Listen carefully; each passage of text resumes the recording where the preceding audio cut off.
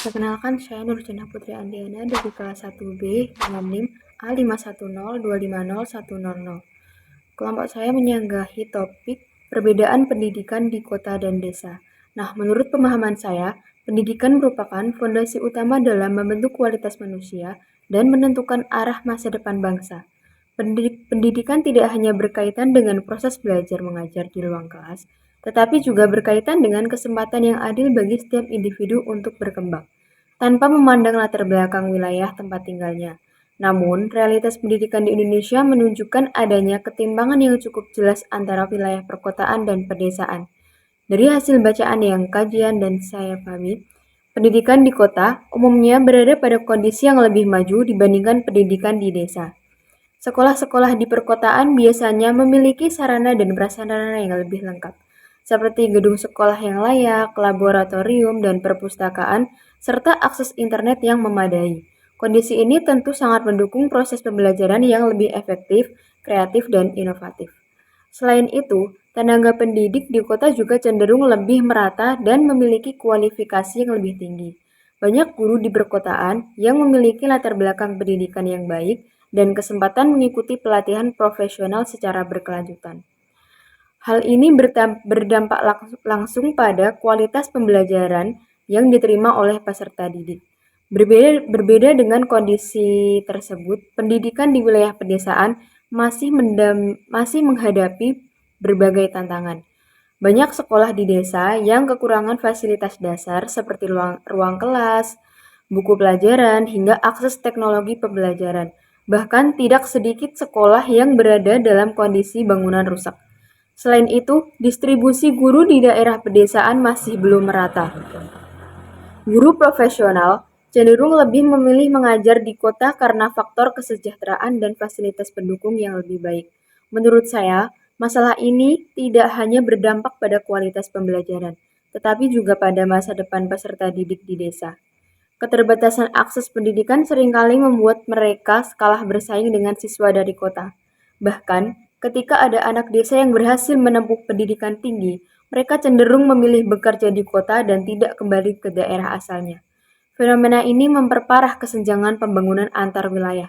Saya juga memandang bahwa kebijakan pendidikan seperti bantuan beasiswa dan dana BOS sebenarnya merupakan langkah yang baik. Namun, dalam praktiknya, kebijakan tersebut masih menghadapi berbagai persoalan, seperti ketidaktepatan sasaran dan lemahnya pengawasan.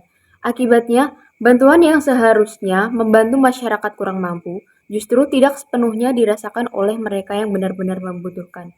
Bagi saya, pendidikan seharusnya tidak dipandang hanya sebagai sarana untuk mencari pekerjaan atau meningkatkan status ekonomi. Pendidikan adalah proses pembebasan, proses membangun kesadaran, dan sarana untuk melawan ketidakadilan. Pendidikan yang bermakna adalah pendidikan yang mampu memberdayakan setiap individu, baik yang tinggal di kota maupun di desa, agar memiliki kesempatan yang sama untuk berkembang dan berkontribusi bagi masyarakat. Oleh karena itu, saya berpendapat bahwa pemerataan pendidikan harus menjadi prioritas bersama. Pemerintah, pendidik, dan masyarakat perlu berperan aktif dalam menciptakan sistem pendidikan yang lebih aktif, yang lebih adil dan kontekstual. Pendidikan di desa harus diperkuat bukan hanya dengan pembangunan fisik sekolah, tetapi juga dengan peningkatan kualitas guru, pemanfaatan teknologi, serta kebijakan yang berpihak pada masyarakat akar rumput.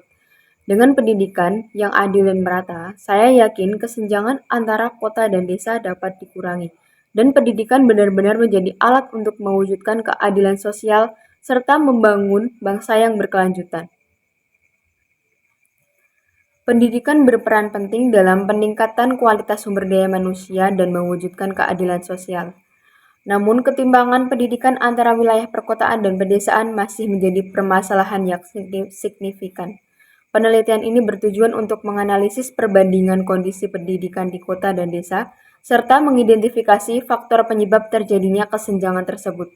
Penelitian menggunakan pendekatan kualitatif dengan metode studi kepuasan, library research, dan dilakukan secara hybrid melalui dokumen-based research dan internet-based research.